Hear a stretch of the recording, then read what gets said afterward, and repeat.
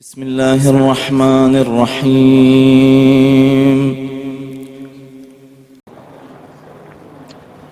وفوض أمري إلى الله إن الله بصير بالعباد حسبنا الله ونعم الوكيل نعم المولى ونعم النصير ولا حول ولا قوة إلا بالله العلي العظيم. أعوذ بالله السميع العليم من الشيطان اللعين اللعين الرجيم. بسم الله الرحمن الرحيم.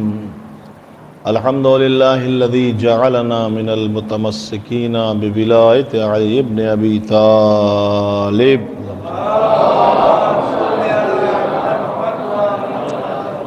أمير المؤمنين وأولاده المعصومين الذي من تكلم سمع كلامه ومن سكت علم ما في نفسه ومن عاش فعليه رزقه ومن مات فإليه معاده. والصلاة والسلام على نبي الأمي القرشي الهاشمي سيدنا ونبينا مولانا أبي القاسم محمد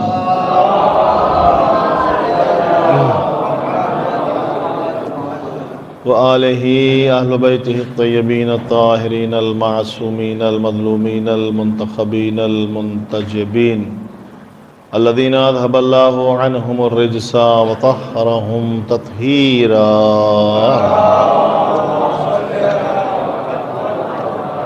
ولعنة الدائمة الباقية المستمرة على أعدائهم أجمعين وغاصبي حقوقهم من الآن إلى قيام يوم الدين. أما بعد فقد قال الله سبحانه تبارك وتعالى وقوله الحق في كتابه المبين. بسم الله الرحمن الرحيم. وقضى ربك ألا تعبدوا إلا إياه وبالوالدين إحسانا. ایک صلوات پڑھیں محمد وآل محمد.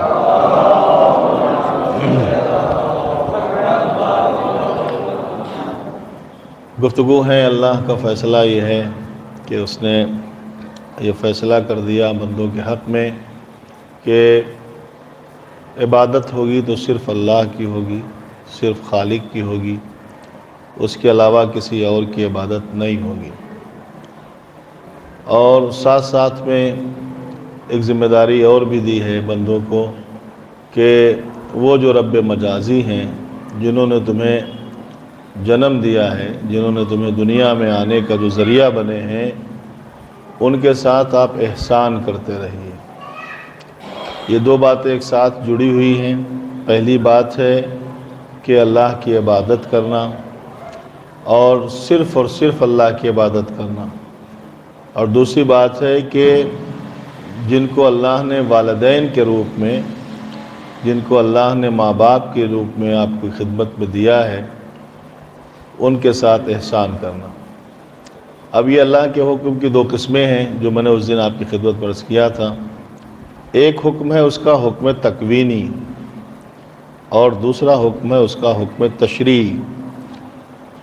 آپ قرآن مجید کی بہت ساری آیتیں جب پڑھیں گے تو اس میں اللہ نے حکم عبادت دیا ہے، بلکہ مقصد خلقت بشری ہی جب بیان کیا تو اس کو بھی یہی کہا ہے وما خلقت الجن والانس الا لیعبدون. ہم نے جنات اور انسان کو پیدا ہی اس لیے کیا ہے کہ وہ عبادت کریں، عبادت کریں. اب چونکہ عبادت سے مراد اللہ کی عبادت ہی ہوتی تو یہاں ترجمہ یہ ہو جاتا ہے کہ ہم نے اپنی عبادت کے لیے پیدا کیا. بات تو صحیح ہے کہ اس نے اپنی عبادت کے لیے پیدا کیا، لیکن لفظ جرنل ہے کہ ہم نے انسان کو اور جنات کو خلقت ان کی جو ہے، ان کو پیدائش جو ہے وہ عبادت کے لیے ہے. اب عبادت الہی میں یا انسان کی زندگی میں جو عبادت کا سلسلہ ہے یہ ایک فطری ہے. انسان کسی کو اپنا آئیڈیل، کسی کو اپنا نمونِ عمل، کسی کے سامنے جھکنا، کسی کو پوجنا، یہ اس کے اندر فطرتاً پایا جاتا ہے.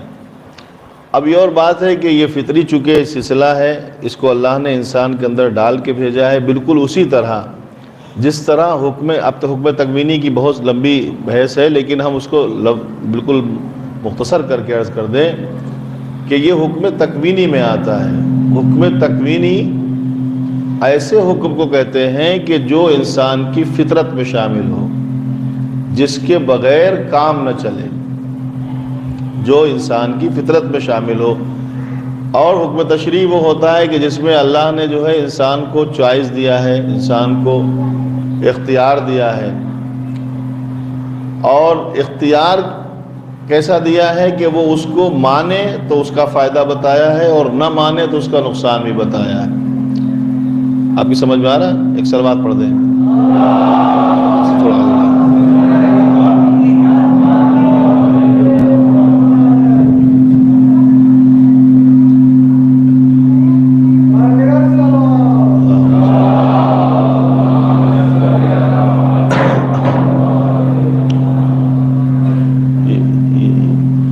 دوسرا اچھا اوپر ہاں جی ٹھیک ہے ایک اور صلوات پڑھ دیجیے۔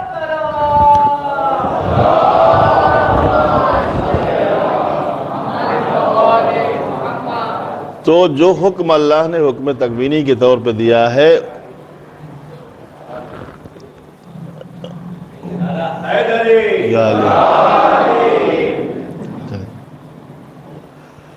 اس کو مانے بغیر کام نہیں چلنے والا ہے۔ یعنی وہ ایک چیز اس کی تمام اعمال کی روح ہے، انسان کی زندگی میں ضروری ہے۔ تو ایک فطرت میں انسان کے پایا جاتا ہے جذبہ کہ وہ کسی کے سامنے سر جھکائے، کسی کو اپنا آئیڈیل مانے، کسی کی عبادت کرے۔ اب یہ اور بات ہے کہ انسان نے الگ الگ انداز سے اپنے اپنے اعتبار سے اپنے خدا چن لیے۔ کسی نے سوچا کہ یہ بہت بڑی چیز ہے، لاؤ اس کو سجدہ کرتے ہیں، تو اس کے سامنے جھک گیا۔ مثلا کوئی سورج کے سامنے جھک گیا، کوئی چاند کے سامنے جھک گیا، کوئی ستاروں کا سجدہ کرنے لگا، کوئی درختوں کا، کوئی پودوں کا، کوئی پتھروں کو خدا ماننے لگا۔ لیکن یہ آپ دیکھیں گے پوری دنیا میں خدا ماننا، عبادت کرنا ایک انسان کے اندر فطرتاً پایا جاتا ہے، فطرتاً پایا جاتا ہے۔ تو کبھی کبھی ایسا ہوتا ہے، ایک بات ہم آپ کی خدمت میں عرض کریں اور آپ اچھی طرح سمجھیے گا کہ جب کبھی کوئی فیصلہ ہم اپنی عقل سے نہ کر پائیں اور ہمیں لگے کہ یہ فیصلہ ہماری عقل سے نہیں ہو سکتا، ہماری سمجھ میں یہ بات نہیں آتی ہے، تو ہمیں چاہیے کہ ہم کسی ایسے کے فیصلے کو مان لیں کہ جس پر ہمیں اعتبار ہو، جس پر ہمیں بھروسہ ہو کہ یہ جو فیصلہ کرے گا وہ ہمارے حق میں اچھا ہوگا۔ سمجھے کہ نہیں سمجھے؟ جب ہمیں کوئی فیصلہ کرنے میں خود دقت ہو رہی ہو کہ ہم یہ کریں کہ نہ کریں، ایسا فیصلہ ہمارے حق میں ہے، صحیح ہے کہ نہیں صحیح ہے، تو پھر ہم کسی ایک ایسی ذات کو چنیں، کسی ایسی شخصیت کو چنیں کہ جس کے اوپر ہمیں پورا بھروسہ ہو، اعتبار ہو کہ یہ ہمارے لیے ہلاکت کا سبب نہیں بنے گا بلکہ ہمارے لیے نجات کا سبب بنے گا، تو اس کے فیصلے کو مانیں۔ تو جب یہ چیز آ جائے، اور کبھی کبھی ایسا ہوتا ہے کہ کچھ ایسے مسائل ہوتے ہیں کہ جن کے بارے میں ہمیں علم نہیں ہوتا۔ مثلا آج ہمارے یہاں ایک چیز پائی جاتی ہے، کسی کام کے کرنے کے لیے ہم استخارہ دیکھتے ہیں۔ استخارے کے معنی کیا ہوتے ہیں؟ ہم آپ کو سمجھانے کے لیے بتا رہے ہیں۔ استخارے کے معنی یہ ہے کہ ہم اللہ کی رائے لینا چاہتے ہیں۔ سمجھے کہ نہیں سمجھے؟ کہ ہم مثلا جو ہے کوئی بزنس کرنا چاہتے ہیں، سامنے کی بات عرض کر رہا ہوں، ہم کوئی بزنس کرنا چاہتے ہیں تو ہم چاہتے ہیں کہ اللہ کی رائے لیں۔ کیا مطلب رائے کا؟ کہ یہ ہم چاہتے ہیں کہ اس کی رائے اگر صحیح ہوگی، اس کی رائے اگر ہوگی، اللہ کہے گا یس، تو اس کا مطلب یہ ہوگا کہ وہ ہمارے لیے فائدہ مند ہوگا۔ یہی تو ہوتا نا استخارے کا مطلب۔ حالانکہ استخارے کے معنی آج کل بدل گئے ہیں۔ ہم چاہتے ہیں کہ استخارہ ہماری مرضی کے مطابق آئے، جو چیز ہمیں بہت پسند ہے اس کا استخارہ آ جانا چاہیے، اگر نہ آئے تو مولوی صاحب دوبارہ دیکھیں، دوبارہ نہیں تیسری بار دیکھیں، اور تیسری بار نہیں پھر اس کو واجب میں دیکھیں، پھر مستحب میں دیکھیں، ہے کہ نہیں؟ استخارے کے بہت سارے مسائل ہیں، اس پہ ہمیں استخارے پہ بات نہیں کرنا ہے۔ کبھی کبھی ایسا ہوتا ہے استخارہ آ گیا کسی سے ملاقات کا، مگر جب آپ گئے تو ملاقات نہیں ہوئی، تو اس کا مطلب یہ کیا ہوا کہ استخارہ تو آیا تھا، پھر ملے کیوں نہیں؟ اس کا مطلب یہ ہوا کہ راستے میں کوئی ملا، اس نے آپ سے راستہ پوچھا، آپ نے راستہ بتا دیا۔ کوئی پرانا دوست آپ سے ملاقات کر گیا، آپ جس رکشے پہ بیٹھ کے گئے ہیں اس میں کچھ پیسے آپ نے دیے کرائے کے، تو ہو سکتا ہے اللہ تو سب کا ہے نا، ہو سکتا ہے اس کی وجہ سے آپ کو بھیج دیا ہو کہ وہ کھڑا ہے اور وہ چلا۔ لیکن ہمارے یہاں یہ کنسیپٹ پایا جاتا ہے کہ ہم یہ استخارہ اس لیے دیکھتے ہیں کہ اللہ ہمارے اس مسئلے کو اچھی طرح جانتا ہے جو ہمارے سامنے نہیں ہے، تو ہم اپنے کام میں فائدہ حاصل کرنے کے لیے اس کی رائے لیتے ہیں، اور جب منع آ جاتا ہے تو ہم وہ نہیں کرتے ہیں، اگر ہاں ہوتا ہے تو ہم وہ کرتے ہیں، اور اگر بہت بہتر ہوتا ہے تو بڑی خوشی خوشی کرتے ہیں۔ تو یہ دنیا کے جو کام ہیں، تجارت ہے، مادی چیزیں ہیں، جب ان کے لیے ہم اللہ کی بارگاہ میں رائے لینے کے لیے جاتے ہیں کہ فائدہ ہوگا کہ نہیں ہوگا، تو پھر آخرت کے جو کام ہیں ان کے لیے اللہ کی طرف کیوں نہیں جاتے؟ پھر ہم کیوں نہیں سوچتے کہ ہمیں کیسے عبادت کرنا چاہیے؟ ایک صلوات پڑھیں محمد والوں۔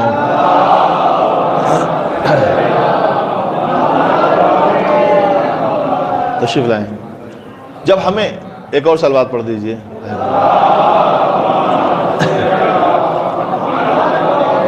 جب ہمیں دنیاوی کاموں کے لیے یہ ہمیں اعتبار ہے کہ اللہ کی طرف سے جو رائے آئے گی وہ صحیح آئے گی اور ہمارے لیے فائدہ مند ہوگا، ہمارے لیے یہ اچھا ہوگا، اور ہوتا بھی ہے کہ ہم نے استخارہ کیا تھا تو ہمارا کام اچھے سے ہو گیا، تو پھر ہم جب اپنے دنیا کے کاموں کو اس کے حوالے کرتے ہیں تو پھر آخرت کے کام اس کے حوالے کیوں نہیں کرتے؟ تو پھر ہم کیوں نہیں سوچتے کہ جنت کا راستہ کیا ہے، اللہ کی رضا کا راستہ کیا ہے، کوثر ملنے والا ہے وہ کیسے ملے گا، شفاعت ملنے والی ہے وہ کیسے ملے گی، خدا کیسے راضی ہوگا؟ تو اس کے لیے ہم پھر اس کی بارگاہ میں کیوں نہیں جاتے؟ ہم کیوں نہیں کہتے پروردگار اب ہمارے بارے میں تو بتا کہ ہم سورج کو سجدہ کریں یا چاند کو سجدہ کریں یا ستاروں کو سجدہ کریں؟ پروردگار اب تو بتا۔ تو پروردگار کی بارگاہ میں ہمیں اب یہاں پہ بھی جانا چاہیے۔ تو ہماری زندگی کے سجدے کے عبادت کے فیصلے ہمیں نہیں کرنا ہے، اس کو کرنا ہے جس کی عبادت کی جاتی ہے۔ اب سجدہ ہماری مرضی کے مطابق نہیں ہوگا، سجدہ اس کی مرضی کے مطابق ہوگا جس کا ہم سجدہ کر رہے ہیں۔ وہ آپ سمجھے کہ نہیں سمجھے؟ معتبر ہی نہیں اس طرح کا سجدہ کوئی، دل جہاں کہہ دے وہاں ٹیک دے ماتھا کوئی۔ ہمارا جی چاہ رہا ہم یہاں جھک جائیں تو سجدہ معتبر نہیں ہے۔ تو سجدہ مسجود کی مرضی کے مطابق ہوگا۔ اب وہ کہے گا کرو تو ہم کریں گے، اور اگر ہم نے اپنی مرضی سے کیا اور ہم نے بالکل خالص سجدہ کیا، ایک دم جو ہے ہم نے کسی کو بیچ میں نہیں لائے، اور ہم نے یہ کہہ دیا کہ ہم تیرے علاوہ سجدہ کسی کا کریں گے ہی نہیں اور تیری بارگاہ کے علاوہ کہیں جائیں گے نہیں، اور اگر ہمیں کچھ مانگنا بھی ہوگا تو تجھی سے مانگیں گے، تجھی کو مانیں گے، تیرا ہی سجدہ کریں گے، تو یہ بات تو ہماری ہوئی نا۔ اور اس بات کے اوپر اللہ ناراض ہو گیا۔ ایک موقع ایسا آیا کہ جہاں اللہ کا ایک بندہ کھڑا ہوا، اللہ نے کہا سجدہ کرو، اس نے کہا نہیں، تیرے سوا نہ کسی کو مانوں گا، تیرے سوا نہ کسی سے مانگوں گا، تیرے سوا نہ کسی کا سجدہ کروں گا۔ اس نے کہا نہیں، یہ جو میں نے بنایا ہے اس کے سامنے آپ کو سجدہ کرنا ہے۔ وہ اکڑ گیا، کہا ہمیں نہیں کرنا ہے۔ کہا کیوں؟ کہا ہم اپنی مرضی سے سجدہ کریں گے، تجھے مانیں گے، تجھے سجدہ کریں گے، تجھ سے مانگیں گے۔ کہا فخرج انک رجیم، نکل جا تو حقایا ہوا ہے۔ سامنے دوسری مخلوق تھی، انہوں نے کہا پروردگار ٹھیک ہے ہم سجدہ کر لیتے ہیں۔ ان سے پوچھا تم نے کیوں کیا؟ کہا ہم نے اور انہوں نے، دونوں نے، ہم میں اور اس میں فرق یہ ہے کہ اس کی توحید یہ ہے کہ تیرے سوا کسی کو نہیں مانے، تیرے سوا کسی سے نہیں مانگے، تیرے سوا کسی کے سامنے نہ جھکے۔ ہم نے یہ کہا مالک تجھے بھی مانیں گے اور جسے تو منوائے گا اسے بھی مانیں گے۔ ایک صلوات بھیج دے محمد و آل محمد۔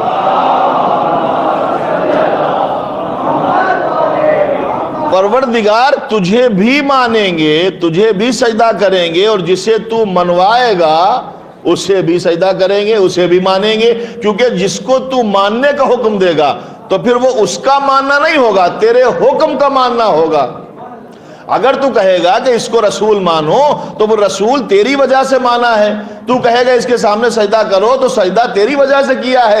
اب یہ نہ کہنا کہ یہ سجدہ کسی غیر اللہ کا ہے، حکم الہی پہ اگر سجدہ ہے، حکم الہی پہ اگر سجدہ ہو رہا ہے تو پھر وہ سجدہ کامیاب ہے، اور وہ سجدہ جو ہے لائق ستائش بھی ہے، لائق نجات بھی ہے۔ لیکن ہم نے اگر اپنی مرضی سے اکڑ کر کیا کہ بھائی یہ نہیں کریں گے، یہ نہیں کریں گے، یہ نہیں کریں گے، نہیں، تو اس کا مطلب یہ ہوا کہ عقائد بنانے کا اختیار ہمیں نہیں ہے، جس نے پیدا کیا ہے وہ ہمارا عقیدہ بنائے گا، جس نے پیدا کیا ہے وہ بنائے گا۔ اب اس نے کیا کیا؟ قانون بنا دیا کہ زندگی گزارنے کے لیے قانون ہے، اس قانون کو آپ کو فالو کرنا ہے۔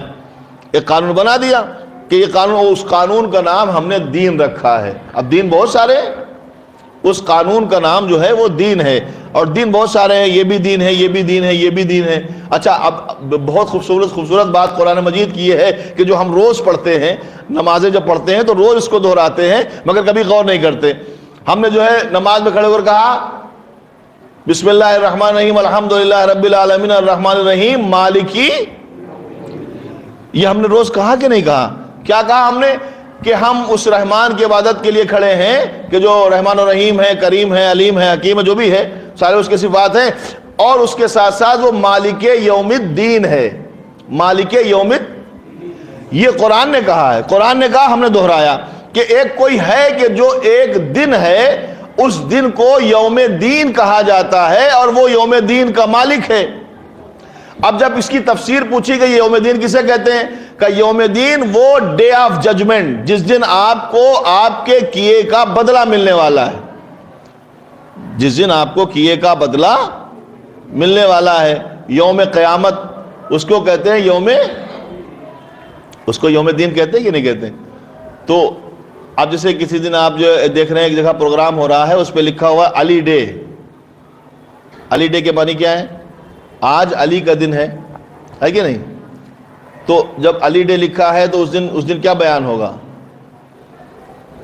علی ڈے میں کیا بیان ہوگا؟ جاگ رہے ہیں نا, جاگ رہے ہیں.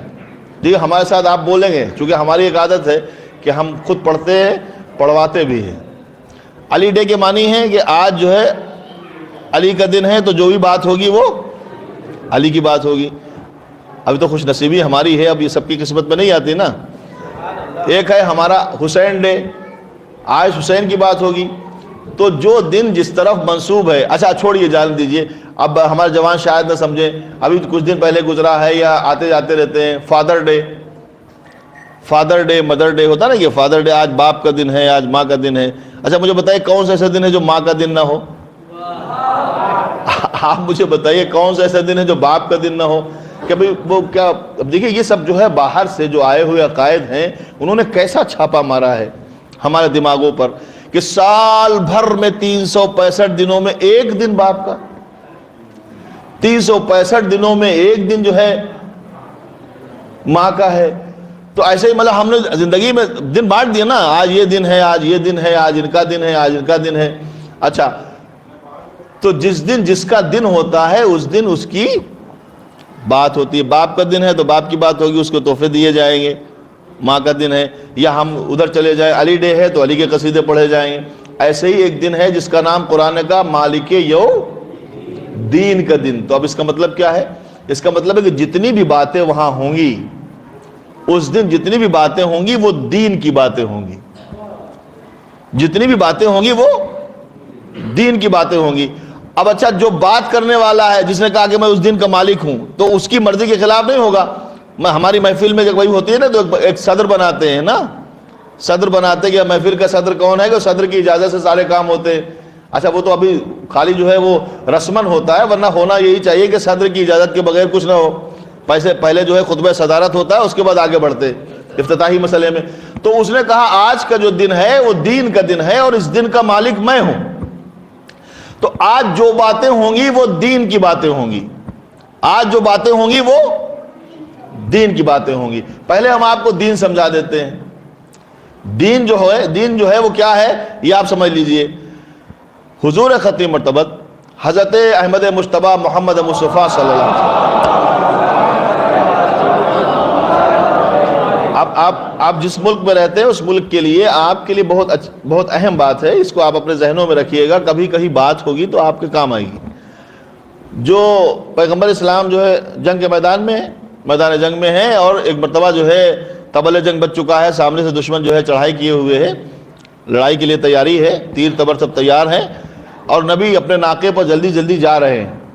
تیروں کا سلسلہ شروع ہو چکا ہے, نیزوں کا سلسلہ شروع ہو چکا ہے. اتنے میں ایک شخص جو مسلمان نہیں ہے وہ آیا, اور آنے کے بعد پیغمبر کے پاس کھڑے ہو کر کہتا ہے کہ میں مسلمان ہونا چاہتا ہوں, میں مسلمان ہونا چاہتا ہوں, مگر میری شرط یہ ہے کہ آپ مجھے پورا دین بتا دیجئے, مجھے پورا دین بتا دیجئے تاکہ میں مسلمان ہو جاؤں. مجھے پورا دین بتائیے تاکہ مسلمان ہو جاؤں. اچھا اگر آپ دین بتانے کسی کو بیٹھیں گے تو کیا ہوگا؟ دین کے الگ الگ سلسلے ہیں, عبادات ہیں, معاملات ہیں, نجی زندگی ہے, گھریلو زندگی ہے, باہر کی زندگی ہے, تجارتی زندگی ہے. ہمارے پاس جو دین ہے اس میں چھوٹے چھوٹے مسائل بھی بیان کیے گئے, چھوٹے چھوٹے مسائل. اگر اس کی لسٹ لے کر بیان کرنا شروع کر دیں تو گھنٹوں لگ جائیں گے. اچھا مجھے بتائیں, وہ پوچھ رہا ہے کہ ہمیں پورا دین بتا دیجیے. اگر نبی بتانے لگے تو جان خطرے میں ہے, اور اگر اس کو جھٹک کے چلے جائیں تو پھر رسالت خطرے میں ہے. کیونکہ نبی تو آئے تھے یہی کام کے لیے, یا بتائیں یا نہ بتائیں, مسئلہ یہی ہے نا. اگر بتانے لگے تو جان خطرے میں ہے, جان بچائیں یا دین بتائیں, اور اگر نہ بتائیں تو پھر رسالت خطرے میں ہے. تو پیغمبر نے ایک شارٹ کٹ راستہ نکالنے کے بعد اس کو بتایا, فرمایا العبادۃ للخالق والشفقۃ علی المخلوق هو الدین کلہ. اللہ کی عبادت کرنا اور مخلوق خدا پر شفقت کرنا یہ پورا دین ہے. پورا دین سمجھ میں آ گیا؟ اللہ کی عبادت کرنا, مخلوق خدا پر شفقت کرنا, یہ پورا دین ہے. دو جز ہو گئے دین کے, ایک ہو گیا عبادت اور ایک ہو گیا مخلوق خدا پہ شفقت. اچھا لفظ بدل دوں, ایک رشتہ جو خالق و مخلوق کا رشتہ ہے, خالق سے رشتہ ہے, اور دوسرا مخلوق کا مخلوق سے رشتہ ہے. ان دونوں رشتوں کے مینٹین کرنے کا نام دین ہے. ان دونوں رشتوں کے مینٹین کرنے کا نام دین ہے. کہ آپ دن بھر میں جب صبح اٹھیں تو پہلے سوال کریں کہ آج کے دن ہماری رسپانسبلٹیز کیا ہیں خدا کے لیے اور کیا ہیں بندوں کے لیے. تو ہو گئی نا دو چیزیں, ایک ہے اللہ سے رشتہ مینٹین کرنا اور ایک ہے بندوں سے. تو جو اللہ سے رشتہ مینٹین کرنا ہے اس کا نام شریعت میں, اصطلاح شریعت میں عبادات رکھا گیا ہے, اور جو بندوں سے رشتہ مینٹین کرنا ہے اس کا نام معاملات رکھا گیا ہے. تو ایک عبادات ہو گیا اور ایک ہو گیا معاملات. اب آ جائیے, اب آپ جتنے بھی مذہب دماغ میں سوچ سکتے ہیں وہ سوچئے. ہر مذہب میں عبادت کا طریقہ سب کا الگ الگ ہے. عبادت کوئی سارے مذہب ایک جیسی عبادت نہیں کرتے, ہر ایک کا طریقہ الگ الگ ہے. اچھا آپ کہیں مت جائیے, مسلمانوں میں دیکھ لیجئے, ایک نماز پڑھیے, نماز کے کتنے سارے طریقے ہیں. کوئی ہاتھ کھول کے پڑھتا ہے, کوئی ہاتھ باندھ کے پڑھتا ہے, اور ہاتھ باندھنے میں بھی کوئی ناف پر باندھتا ہے, کوئی ناف کے اوپر باندھتا ہے, کوئی اور اوپر باندھتا ہے کہ نہیں. تو آپ دیکھیں عبادت کے طریقے سب کے الگ الگ ہیں. عبادت میں کوئی ایک ساتھ نہیں ہے. لیکن معاملات میں جب چلے جائیے, کسی مذہب سے پوچھئے جھوٹ بولنا جائز ہے؟ کوئی مذہب نہیں کہتا جھوٹ بولنا جائز ہے. کسی کو قتل کر دینا جائز ہے؟ کوئی مذہب نہیں کہتا کسی کو قتل کر دینا جائز ہے. کسی کا حق چھین لینا, کسی کا مال چھین لینا, کسی کو دھکا دے دینا, کسی کو بلا وجہ مارنا, کوئی مذہب کوئی مذہب کہتا ہے ایسا کرنا چاہیے؟ کوئی نہیں کہتا. ہر مذہب منع کرتا ہے. اس کا مطلب یہ ہے کہ سارے مذاہب 50% ایک جیسے ہیں. سارے مذاہب میں عبادات کے علاوہ جو معاملات کا سلسلہ ہے وہ ایک جیسا ہے, 50% ایک جیسے ہیں. سمجھ گئے؟ اب آپ آ جائیے, ہم بہت سارے مذاہب کی بات نہ کریں, یہاں صرف فرش ازا پر ان مذہبوں کی بات کرتے ہیں, ان شریعتوں کی بات کرتے ہیں جو اللہ نے بھیجی ہیں. اللہ نے جو شریعتیں بھیجی ہیں ان کی تعداد کتنی ہے؟ اللہ نے جو شریعتیں بھیجی ہیں ان کی تعداد کتنی ہے؟ پہلے یہ بات آپ تک پہنچ جائے گی تو پھر ہم آگے بڑھیں گے. جتنی شریعتیں اللہ نے بھیجی ہیں ان کی تعداد کتنی ہے؟ کبھی آپ نے گنا سنا؟ کتنی تعداد ہے؟ شریعتیں جو آسمانی آئی ہیں ان کی تعداد کتنی ہے؟ کتنی شریعتیں آئی ہیں آسمان سے؟ آپ کو پتا ہے آسمان سے آنے والی شریعتیں کتنی ہیں؟ اچھا آپ صلوات پڑھیں تو میں بتاتا ہوں.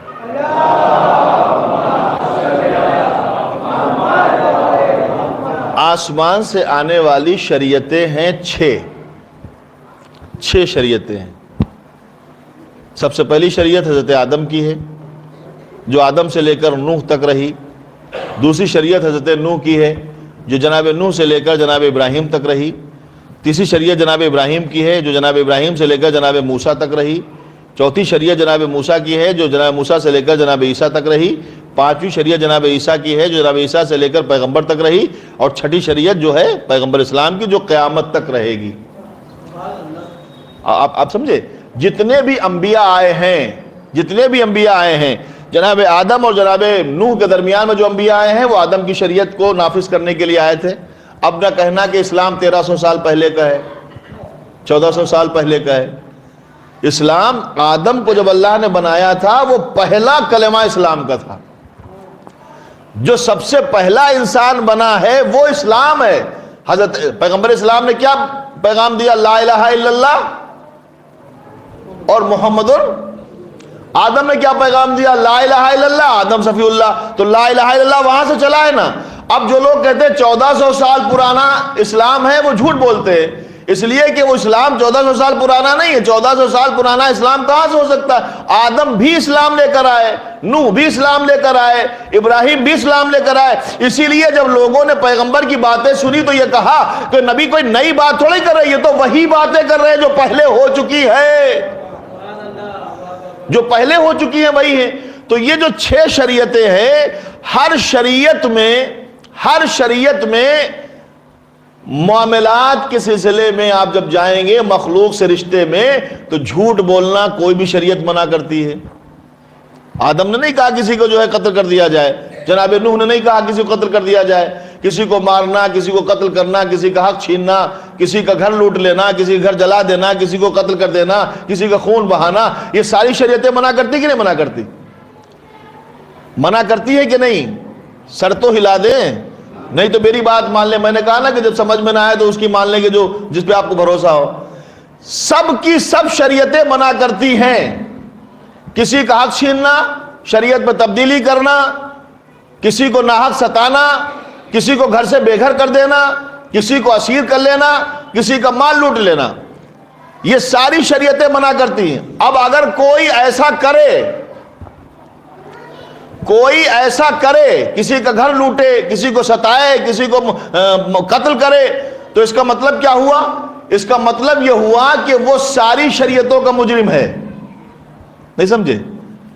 اگر کوئی ایسا کرتا ہے تو وہ ساری شریعتوں کا مجرم ہے. پھر میں دہرا دوں, آدم کا, نوح کا, ابراہیم کا, موسیٰ کا, عیسیٰ کا, جناب پیغمبر اسلام کا, ساری شریعتوں کا مجرم ہے. اگر کوئی قتل کرے, اگر کوئی کسی کو ناحق ستائے تو ساری شریعتوں کا مجرم ہے. اب آ جائیے جس کو مسلمان رضی اللہ کہہ کے یاد کر رہے ہیں, اس یزید کا کردار سامنے رکھیے. اس نے قتل بھی کیا, گھر بھی جلایا, گھر بھی لوٹا, اس نے لوگوں کو جو ہے ستایا بھی ہے, شریعت میں تبدیلی بھی کی ہے. اب جو یزید ہے وہ اکیلا محمد کی شریعت کا مجرم نہیں ہے. نہیں سمجھے؟ یزید اکیلا محمد کی شریعت کا مجرم نہیں ہے, وہ آدم کا بھی مجرم ہے, نوح کا بھی مجرم ہے, موسیٰ کا بھی مجرم ہے, ابراہیم کا بھی مجرم ہے, عیسیٰ کی شریعت کا بھی مجرم ہے, پیغمبر کی شریعت کا بھی مجرم ہے. اب اگر کوئی آپ سے پوچھے اور یہ کہے کہ کربلا کے لیے مدینے میں بہت سارے صحابیوں کے بیٹے تھے, وہ کیوں نہیں اٹھے؟ وہ بھی تو مسلمان تھے. یہ حسین ہی کیوں یزید کے مقابلے میں آئے؟ تو سیدھا جواب ہے, اگر یزید صرف محمد کی شریعت کا مجرم ہوتا تو کوئی بھی مسلمان مقابل میں آ جاتا, لیکن وہ ساری شریعتوں کا مجرم تھا. اب وہی مقابلہ کرے گا جو آدم کا بھی وارث ہوگا, نوح کا بھی وارث ہوگا, ابراہیم کا بھی وارث ہوگا, موسیٰ کا بھی وارث ہوگا, عیسیٰ کا بھی وارث ہوگا, محمد کا بھی وارث ہوگا. صلوات. اب سمجھ میں آیا کہ کیوں آئے تھے؟ تاکہ دنیا سمجھ سکے. تو وہ دن جو ہے وہ دین کا دن ہے. تو پتہ لگائیں وہ دن جو دین کا ہے, اس دن ایک دین چاہیے. اب دین چاہیے تو کون سا دین چاہیے؟ اب جس نے کہا کہ دین کا مالک میں ہوں, اب اسی سے پوچھیں اب کون سا دین چاہیے. تو اب اس نے کہا وہ دین جو ہے ہمیں ایک ہی پسند ہے, اس دین کا نام ہے دین اسلام. ان الدین عند اللہ الاسلام. اچھا یہ آیت آ گئی, کافی تھی نا مسلمانوں کے لیے. بے شک اللہ کے نزدیک اگر کوئی دین ہے تو وہ اسلام ہے. لیکن نہیں, اللہ نے سوچا کہ شاید کوئی اس میں جو اور تھوڑا کبھی کچھ پیبند بھی لگا دیتے ہیں نا, جیسے حدیثیں آئیں ان میں پیبند لگا دیے گئے, آیتیں آئیں ان میں تعویل کر دی گئی, تو اس نے اس سے سخت آیت بھیجی, وَمَن يَبْتَغِ غَيْرَ الْإِسْلَامِ دِينًا, جو اسلام کے علاوہ کوئی اور دین لے کر آئے گا تو اس سے وہ قیامت کے دن فلا یقبلا, تو اس سے وہ قیامت کے دن قبول نہ کیا جائے گا. وَمَن يَبْتَغِ غَيْرَ الْإِسْلَامِ دِينًا, جو اسلام کے علاوہ کوئی دین لے کے آئے گا اس سے وہ قیامت کے دن قبول نہیں کیا جائے گا. وَهُوَ فِي الْآخِرَةِ هُمُ الْخَاسِرُونَ, وَهُوَ فِي الْآخِرَةِ مِنَ الْخَاسِرِينَ, وہ قیامت کے دن گھاٹا اٹھانے والوں میں ہوگا. تو اب اتنا سمجھ میں آ گیا کہ قیامت کے دن جو دین کا دن ہے, اس دین کے دن ایک دین چاہیے, اور اس دین کا نام ہے اسلام. اس دین کا نام ہے اسلام. اب اسلام کہاں سے ملے گا بھائی؟ یہ اسلام کہاں سے ملے گا؟ اب کوئی ایسا بنایا ہوا قانون موجود ہو کہ وہ ہمیں پتہ چلے کہ یہ اسلام ہے. اسلام ہے تو ہم آپ کو سیدھی بات بتا دیتے ہیں, ادھر ادھر گھمائیں گے نہیں. اسلام نام ہے کردار مصطفیٰ کا. نہیں مجھے نہیں پتا کہ آپ کیسے سنیں گے. اسلام نام ہے کردار مصطفیٰ کا. نہیں میرے پاس دلیل ہے. دیکھیے نماز اسلام ہے کہ نہیں ہے؟ نماز اسلام ہے، دین ہے. کیسے پتا چلا کہ نماز کیسے پڑھنا ہے؟ آج تو سب کو کسی سے پتا کہہ دو کہ آپ نماز پڑھیے تو وہ کھڑا ہو جائے گا وضو کر کے. لیکن جس دن پہلی بار نماز آئی تھی، جب پہلی بار نماز آئی تھی تو اس پہلی بار آئی ہوئی نماز کو کس نے بتایا کہ نماز کی 3 رکعتیں یہ ہیں، 4 رکعتیں یہ ہیں، رکعتوں کا سلسلہ یہ ہے، افعال نماز 11 ہیں، ارکان نماز 5 ہیں. ارکان نماز کن ترس کاف سے وہ جو ہے قیام ہے، نون سے نیت ہے، تے سے جو ہے وہ تکبیرۃ الاحرام ہے، رے سے رکوع ہے، سین سے سجدے ہیں. یہ ہو گیا 5 ارکان نماز. تو یہ کس نے بتایا؟ کس نے بتایا؟ پیغمبر نے بتایا. پریکٹیکلی بتایا کہ نہیں بتایا؟ تو اب کردار مصطفیٰ دین بنا کہ نہیں بنا؟ سیرت مصطفیٰ دین بنا کہ نہیں بنا؟ روزہ ہے، کیسے رکھنا ہے، کس کس چیز سے بچنا ہے، کردار مصطفیٰ سے پتہ چلا. پیغمبر نے فرمایا حج کرنے جانا ہے تو حج میں جو کچھ کرنا ہے وہ کردار مصطفیٰ سے پتہ چلا. تو اس کا مطلب یہ ہے کہ دین کردار مصطفیٰ کا نام ہے. دین کردار مصطفیٰ کا نام ہے. یہ آپ سمجھ گئے؟ دین کردار مصطفیٰ کا نام ہے. اب قرآن کے پاس چلیں تو قرآن نے کہا وَلَقَدْ كَانَ لَكُمْ فِي رَسُولِ اللَّهِ أُسْوَةٌ حَسَنَةٌ. اب تمہارے لیے نبی کی سیرت نمونِ عمل ہے. نبی کی سیرت نمونِ عمل ہے. نبی کی سیرت نمونِ عمل ہے. اگر پروردگار یہ کہتا کہ نبی نے جو کہا ہے وہ تمہارے نمونِ عمل ہے تو بڑا آسان سے مسئلہ ہو جاتا. نبی جو کہہ کے گئے ہیں وہ ہم اپنے حساب سے دیکھ لیتے. لیکن اس نے کہا نہیں. اس نے کہا نہیں، قول نمونِ عمل نہیں ہے، سیرت نمونِ عمل ہے. نبی کی سیرت نمونِ عمل ہے. جو نبی کر رہے ہیں وہ نمونِ عمل ہے. اچھا ایسا بھی نہیں ہے کہ جب سے آئے ہیں اور قیامت تک ان کو رہنے دیا کہ بھائی کرتے دیکھتے رہو. اب نبی سے پوچھا کہ یا رسول اللہ اب نماز پڑھنا ہے ہمیں کیسے پڑھیں؟ تو نبی نے کہا سلو کما رأیتمونی اصلی، ویسے پڑھو جیسے مجھے پڑھتے ہوئے دیکھو. یہ ہے پیغمبر کی حدیث ہے، سب جگہ ہے کہ سلو کما رأیتمونی اصلی، ویسے نماز پڑھو جیسے مجھے پڑھتے ہوئے دیکھو. دیکھ کے پڑھو. یہ نہیں کہا کہ ویسے پڑھو جیسے میں پڑھتا ہوں، اس لیے کہ تم ویسی نماز نہیں پڑھ سکتے جیسی میں پڑھتا ہوں، کیونکہ تم میرے جیسے نہیں، میں تمہارے جیسا نہیں. اب یہ اور بات ہے کہ تم کہہ رہے ہو کہ ہم تمہارے جیسے ہیں، لیکن تمہارے جیسے ہم ہیں ہی نہیں، نہ تم ہمارے جیسے ہو. تو ایسی نماز پڑھو جیسے ہمیں پڑھتے ہوئے دیکھو. تو سن 11 ہجری 28 سفر یا 12 ربیع الاول، ہم تو فلیکسیبل ہیں، سفر یا ربیع الاول میں صرف فرق ہے، لیکن ہجری تو ایک ہی ہے نا. سن 11 ہجری کو یہ شخصیت تو پروردگار کی طرف واپس چلی گئی. جن لوگوں نے مدینے میں ان کو پڑھتے ہوئے دیکھا وہ تو نبی کی سیرت پہ عمل کر سکتے ہیں کہ بھائی نبی ایسے نماز پڑھتے تھے، ایسے پڑھو، ایسے نماز پڑھتے تھے، ایسے رکوع کرتے تھے، سجدہ کرتے تھے. بھائی ان کے بعد کیا ہوگا؟ پھر کیا ہوگا کہ پیغمبر کے بعد کوئی ایسی نماز بتائیں کہ جو ویسی ہو جیسی نبی پڑھتے ہوں. نہیں سمجھے؟ سیرت پیغمبر نمونِ عمل ہے نا. نبی کے جانے کے بعد تو کوئی ایسی نماز بتائیں کہ جو وہ نماز ہو کہ جو نبی پڑھتے ہوں. تو ہم نے کہا کہ پھر کوئی لائیں، کوئی کردار، کوئی سیرت ایسی لائیں کہ جس کی نماز نبی کی نماز ہو، جس کا روزہ نبی کا روزہ ہو، جس کا حج نبی کا حج ہو. تو پیغمبر نے فرمایا کہ سنو، اولنا محمد و اوسطنا محمد و آخرنا محمد و کلنا محمد. ہم سب کے سب محمد ایک نہیں ہے. ایک کو ہٹاؤ دوسرے کو کھڑا کرو. علی کی نماز بھی میری نماز ہے، علی کا روزہ بھی میرا روزہ ہے، علی کا حج بھی میرا حج ہے، علی کا دوست بھی میرا دوست ہے، علی کا دشمن بھی میرا دشمن. صلوات بھیجے محمد و آل محمد. اب ان کے بعد اگر حسن مجتبیٰ آئے ہیں تو حسن مجتبیٰ کا کردار بھی میرا کردار ہے. اب ایسا نہیں ہے کہ حسن مجتبیٰ الگ ہیں، پیغمبر الگ ہیں. اسی لیے نبی کی کلی حدیث ہے کہ جب تمہیں پتا چلے کہ ہم میں سے کسی نے کوئی بات کہی ہے اور تمہیں یہ پتا نہ چلے کہ ہم میں سے کس نے کہی ہے، تو آپ کسی کی طرف بھی اس کو منسوب کر سکتے ہیں. اگر میں نے کہی ہے اور آپ نے کہہ دیا علی نے کہی ہے تو صحیح ہے. چھوٹی موٹی بات تو نہیں ہے، یہ بہت بڑی بات ہے. اگر میں نے کہی ہے اور آپ نے کہہ دیا حسن نے کہی تو صحیح ہے. اگر میں نے کہی ہے، اگر آپ نے کہہ دیا چھٹے امام نے کہ صحیح ہے، کیونکہ ہمارے قول اور فعل میں ذرہ برابر بھی فرق نہیں ہے۔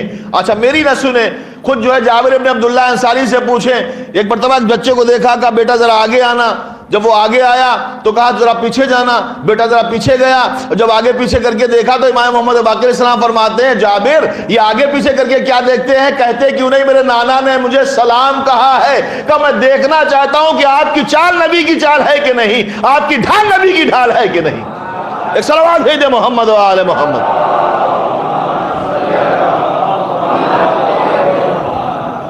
تو دین کردار مصطفیٰ کا نام ہے۔ اللہ نے 2 حکم دیے ہیں، ایک حکم حکم تکوینی ہے جو فطرت میں رکھا ہے، فطرت میں، جیسے ایک باپ کی فطرت میں بچوں کی محبت رکھی، باپ کی فطرت میں بچوں کی محبت رکھی ہے۔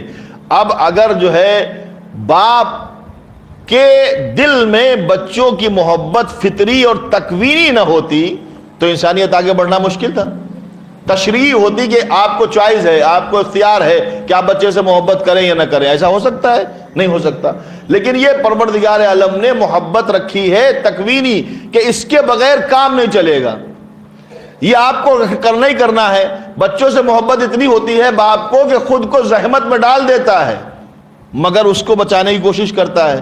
تو اس کا مطلب یہ کہ کچھ اللہ کے حکم ہے تکوینی کہ جن کا ماننا ضروری ہے، جن کے بغیر اللہ کی بارگاہ میں نجات ہو ہی نہیں سکتی، انہی حکم تکوینی میں ایک ہے اللہ نے جو حکم دیا ہے وہ ولایت علی مرتضیٰ کا حکم دیا ہے، اور وہ کہتا ہے یہ ولایت تکوینی ہے، سجدہ کر لیجئے، زکاتیں دے لیجئے، نمازیں پڑھ لیجئے، روزے رکھ لیجئے، اگر ان میں علی کی ولایت نہیں ہوگی تو نہ نماز کام آئے گی، نہ روزہ کام آئے گا، نہ حج کام آئے گا۔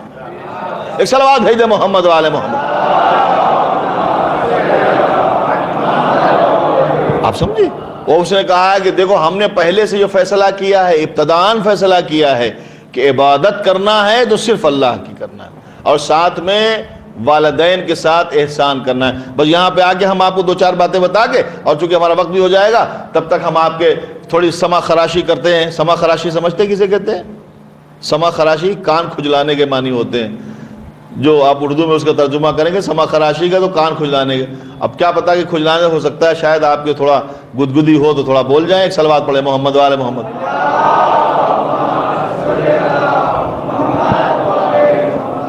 تو وبالوالدین احسانا، چونکہ اِصال ثواب کی مجلس سے کچھ باتیں اور کام کی ہو جائیں، کام کی ساری باتیں ہیں۔ اپنے والدین کے ساتھ احسان کرتے رہو۔ آپ سب جتنے بیٹھے ہیں یہاں مجھے ملا کے آپ سب بتائیں، بزرگ ہیں جوان ہیں جو بھی ہیں، کیا کوئی بچہ اپنے باپ کے ساتھ یا والدین کے ساتھ احسان کر سکتا ہے؟ قرآن مجید کی ایک آیت پڑھ دوں، سورہ رحمان کی آیت ہے، حل جزاء الاحسان۔ یہ بات شروع ہوتی ہے سوال سے، جب بات میں دم لانا ہوتا ہے اور جب جھنجھوڑنا ہوتا ہے دماغ کو تو وہاں سوال سے ہوتا، کیا ایسا ہو سکتا ہے؟ کیا ایسا ہو سکتا ہے؟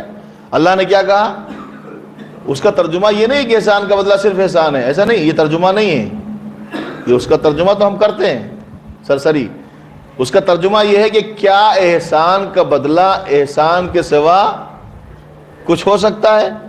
یہ ایسا پوچھا اس نے کہا، تو اس کا مطلب یہ نہیں ہے کہ احسان کا بدلہ صرف احسان ہے، سمجھے آپ؟ یہاں پر ترجمہ اسے اللہ نے پوچھا ہے کیا احسان کا بدلہ احسان کے علاوہ کچھ اور ہو سکتا ہے؟ ایک صلوات پڑھے، آ گئے بھائی؟ بند کر دیں، بند کر دیں، بند کر دیں۔ ہاں آپ سمجھیے گا، احسان کا بدلہ، احسان اللہ نے کہا کیا احسان کا بدلہ احسان کے علاوہ کچھ اور؟ اس کا مطلب کیا ہوا کہ احسان کا بدلہ اگر ہوگا تو احسان ہوگا۔ تو بچے کبھی اپنے باپ سے ساتھ احسان کر سکتے ہیں؟ اچھا ہم کہتے ہیں احسان کا بدلہ ہو ہی نہیں سکتا، احسان کا بدلہ ہو ہی نہیں سکتا۔ کیوں نہیں ہو سکتا؟ احسان کہتے ہیں پہل کرنے کو، احسان کہتے ہیں پہل، جو پہل کر جائے وہ احسان کرنے والا ہے، جو پہل کر جائے وہ احسان کرنے والا ہے، اور جو اس کے بدلے میں کرے وہ شکریہ ہوتا ہے، بدلہ نہیں ہوتا ہے۔ نہیں سمجھا؟ کسی نے آپ کے اوپر کوئی احسان کیا اور پہل کر گیا، تو آپ اس کے بدلے میں اگر اس کے ساتھ کچھ کریں گے تو وہ شکریہ ہے، احسان نہیں ہے۔ میرے سپورٹ میں قرآن ہے، اسی لیے خلاق عالم نے در اہل بیت سے روٹی مل جانے پر جب روٹی لے جانے والے گئے ہیں تو اللہ نے یہ نہیں کہا کہ ہم آپ پر یہ سورہ بھیج کے احسان کر رہے ہیں، بلکہ ہم آپ کے احسان پر شکریہ ادا کر رہے ہیں۔ صلوات بھیج محمد و آل محمد۔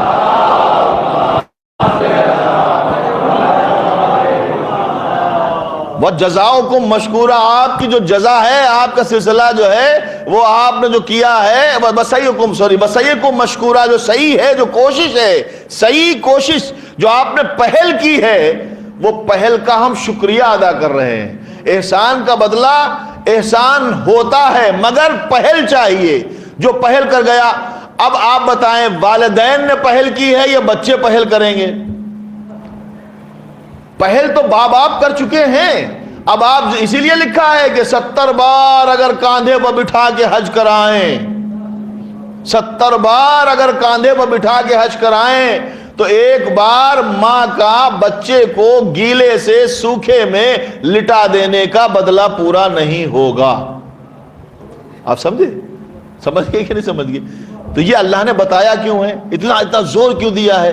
وہ زور اس لیے دیا ہے کہ جب رب مجازی کا یہ حق ہم نے رکھا ہے تو میں رب حقیقی ہوں، میرا حق کتنا ہوگا۔ اب عبادت آپ کی احسان نہیں ہے، عبادت عبدیت کا شکرانہ ہے کہ مالک تو نے مجھے بندہ بنایا ہے، اس لیے میں سجدہ کر رہا ہوں۔ آپ سمجھے؟ بندگی کوئی معمولی چیز نہیں ہے۔ میں ایک چھوٹی سی بات عرض کر دیتا ہوں۔ جب معراج پہ پیغمبر اسلام موجود تھے، خلاق عالم نے کہا میرے حبیب میری خواہش یہ ہے کہ مجھ سے کچھ مانگو اپنے لیے، تو پیغمبر اسلام نے کہا میرے مالک مجھے کچھ نہیں چاہیے، کہا نہیں میری خواہش ہے پوری کرو، میری خواہش ہے پوری کرو۔ پروردگار نے کہا میری خواہش پوری کرو، میں چاہتا ہوں مانگو۔ تو پیغمبر اسلام نے کیا مانگا؟ کہا میرے مالک سب کچھ دیا ہے، مجھے چاہیے کیا ہے وہ مانگ لیتا ہوں اگر تو کہہ رہا ہے۔ کہا کیا؟ کہا سب کچھ کہاں، مزمل، مدثر، یاسین، طٰہٰ، محبوب، حبیب، سب کچھ مجھے پکارا، میری ہر ادا کی تو نے قرآن میں تعریف کی، ایک بار میں چاہتا ہوں کہ مجھے تو اپنی زبان سے بندہ کہہ دے، میں چاہتا ہوں ایک بار اپنی زبان سے عبد کہہ دے، عبد۔ تو خلاق عالم نے جواب میں کہا تو صحیح قیامت تک جب میری عبادت میں تشہود پڑھا جائے گا تو پہلے عبدہو آئے گا، بعد میں رسولہو آئے گا۔ صلوات بھیج دے محمد و آل محمد۔ اشہد ان محمدً عبدہ ورسولہ، وہ اللہ کا بندہ ہے۔ تو یہ شکران عبدیت ہے سجدہ کرنا، یہ شکران عبدیت ہے نمازیں، یہ شکران عبدیت ہے روزے، کہ پروردگار تو نے بندہ بنایا ہے، کم سے کم تو نے اس لائق کو سمجھا۔ امام جعفر صادق علیہ السلام تشریف فرما، کسی نے پوچھ لیا امام سے، مولا سے کسی نے پوچھ لیا کہ کیا مولا کیا کبھی مومن کبھی امتحان ہوتا ہے؟ کیا کبھی مومن کبھی امتحان ہوتا ہے؟ تو جناب مولا نے فرمایا کیا کوئی اور اس لائق ہے مومن کے علاوہ؟ کیا کوئی اور اس لائق ہے کہ جس کو اللہ امتحان کی منزل میں کھڑا کرے؟ بھائی امتحان گاہ میں وہی جائے گا جو کوالیفائیڈ ہوگا، ہر ایک کوالیفائیڈ نہیں ہے، جب تک ایمان نہیں ہے آپ اس لائق ہی نہیں کہ اللہ منہ لگائے آپ کو۔ ایک صلوات بھیج دے محمد و آل محمد۔ اگر مومن ہے تو منہ لگانے کے لائق ہے، اگر مومن ہے تو آپ مخاطب کرنے کے لائق ہیں، اور اگر مومن نہیں ہے، اچھا پھر مومن ہے تو اللہ امتحان بھی لیتا ہے، امتحان کے لائق سمجھتا ہے، اور یہ بھی کہتا ہے کہ ہم تکلیف زیادہ طاقت سے زیادہ تکلیف بھی نہیں دیتے ہیں، اور مومن کا ہی امتحان لیتے ہیں۔ اب جب آپ لسٹ بنائیں گے مومن کی تو مومن کون ہے؟ وہ ہے کہ جو ایمان رکھتا ہے۔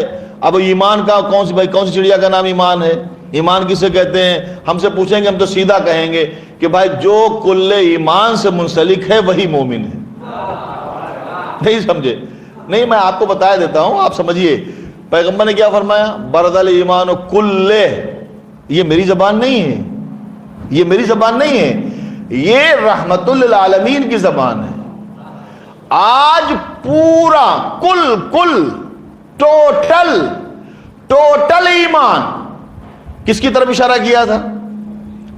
ٹوٹل ایمان، جتنا بھی دنیا میں ایمان پایا جا سکتا ہے ٹوٹل ایمان جا رہا ہے۔ تو ٹوٹل ایمان سے جب تک منسلک نہیں ہوں گے تو آپ کو کیا خاک ملے گا؟ سمندر میں جا کے ہی قطرہ ملتا ہے، ویسے کچھ نہ ملے گا۔ جب تک منسلک نہ ہوں گے سب کچھ ہو سکتے ہیں، مومن نہیں ہو سکتے۔ ایک صلوات پڑھ دے محمد و آل محمد۔ نہیں ہو سکتے۔ ایمان کی منزلوں میں تو کہا کہ کیا کوئی ایسا ہے کہ جو اس لائق ہو کہ اللہ اس کا امتحان لے؟ مومن کا امتحان لیتا ہے نا پروردگار۔ تو یہ جو ہم کر رہے ہیں یہ شکرانہ ہے، یہ شکر کے طور پر۔ اچھا ہم نے تو کیا، محنتیں کی، تو پروردگار عالم کچھ تو اپنی رحمتیں بھی کر۔ اس نے کہا تو ٹھیک ہے سن لو، شکرانے کا فائدہ کیا ہے، شکر کا فائدہ کیا ہے؟ لَإِن شَكَرْتُمْ لَازِدَنَّكُمْ، اگر تم شکر کرتے رہو گے تو ہم تمہاری نعمتوں میں اضافہ کرتے رہیں گے۔ نہیں سمجھے؟ والدین کے ساتھ اگر تم نے شکر کے طور پر وہ جو احسان کر چکے ہیں ان کا شکریہ ادا کیا تو تمہاری نعمتوں میں کمی نہیں ہوگی۔ تم نے باپ کی عزت کی، ہم تمہاری عزت بڑھا دیں گے۔ تم نے باپ کو مورل سپورٹ کیا، ہم تمہارے لیے انتظام کر دیں گے۔ تم نے باپ کو فزیکل سپورٹ کیا والدین کو، ہم تمہارے لیے انتظام کر دیں گے۔ جس طرح تم ان کے بچے ہو کے احترام کر رہے ہو ویسے تمہارے بچے بھی تمہارا احترام کریں۔ ایک صلوات بھیجے محمد و آل محمد۔ یہ جو محبت ہے یہ تکوینی محبت ہے، یہ باپ کے دل میں ڈالی ہے، باپ کے دل میں ڈالی ہے کہ باپ بچوں سے محبت کرتا ہے۔ اب یہ بچوں سے محبت کرنے والا باپ یہاں ہے، اس کے بعد یہ بیٹا ہے۔ بیٹا جب باپ بن گیا، یہ باپ ہے جس کے دل میں محبت تکوینی ہے، اللہ کی طرف سے حکم ہے کہ یہ فطرتاً محبت کرتا ہے بچے سے، اس سے محبت کرتا ہے۔ یہ بچہ جب باپ بن گیا تو اس کے دل میں بھی محبت آ گئی اپنے بچوں کی، آئی کہ نہیں آئی؟ جب یہ سلسلہ آگے بڑھ گیا تو یہ پیچھے رہ گیا۔ اب یہاں تو یہ جب آیا تو فطرتاً محبت بیٹے کی آئی، بچے کی آئی۔ پھر دوہرا دوں، یہاں جو آئی تھی تو اس نے اس کو پالا، اس بچے کے دل میں جب محبت آئی تو اب یہ دوسرے کو پالنے میں لگ گیا، اس کا کیا ہوگا؟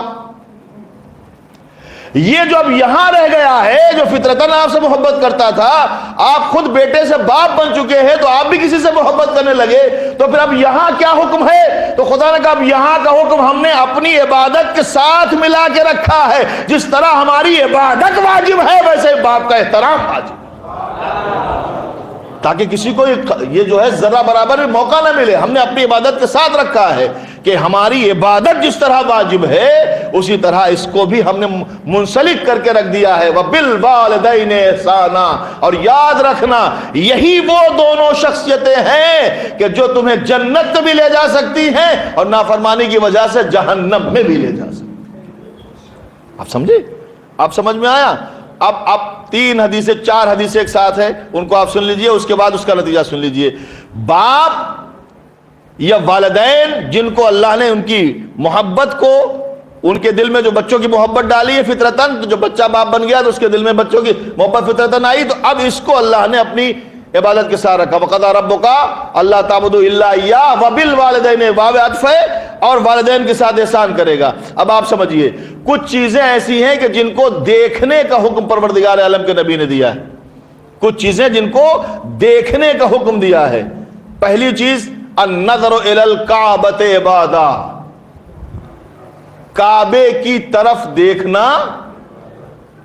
عبادت ہے، کعبے کی طرف دیکھنا عبادت ہے۔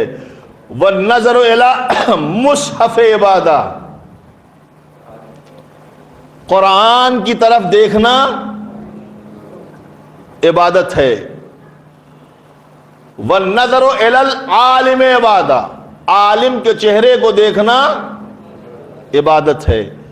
والنظر الی الوالد عبادہ، باپ کے چہرے کو دیکھنا، سمجھے؟ 4 حدیثیں میں نے بتائی، کعبے کو دیکھنا عبادت، قرآن کو دیکھنا عبادت، عالم کے چہرے کو دیکھنا عبادت، اور والد کے چہرے کو دیکھنا عبادت۔ اب اس کے بعد وَالنَّظْرُ إِلَىٰ وَجْهِ عَلِيٍّ عبادہ، اور علی کے چہرے کو دیکھنا عبادت. یہ پیغمبر اسلام نے فرمایا نا, فرمایا. اچھا, یہاں پر 3 حدیثیں مسلسل ہیں, علی کے حوالے سے 3 حدیثیں مسلسل ہیں. نبی کے پاس بیٹھے ہوئے نبی کے ایک بہت مخصوص صحابی جو نبی کی عیادت کے لیے آئے تھے, ان کی بیٹی بیٹھی تھی پایتی کی طرف, دائیں طرف مولا متقیان بیٹھے ہوئے تھے, وہ آگے بیٹھے. انہوں نے بیٹی تو آپ سمجھ گئے, پتہ بتانے کی ضرورت نہیں ہے. ان کے باپ آئے, انہوں نے دیکھا پیغمبر کو سلام کر کے بیٹھ گئے اور علی کے چہرے کو دیکھ رہے ہیں, علی کے چہرے کو دیکھ رہے ہیں. تو بیٹی نے پوچھا, بابا آپ نبی سے ملنے آئے, علی کو دیکھ رہے ہیں. کہا, بیٹی آپ نے سنا نہیں, نبی نے فرمایا علی کا چہرہ دیکھنا عبادت ہے. سمجھتے رہیے گا. یہ حدیث آئی ہے اور ایسے سچوں سے آئی ہے کہ اگر جھٹلائیں گے سب جھوٹے ہو جائیں گے, بڑے بڑے سچے جھوٹے ہو جائے گا. بھائی سچوں کا تو کردار بتا دیتا ہے سچا, کہہ دینے سے سچا کوئی سچا نہیں ہوتا. ایک صلوات بھیجے محمد و آل محمد.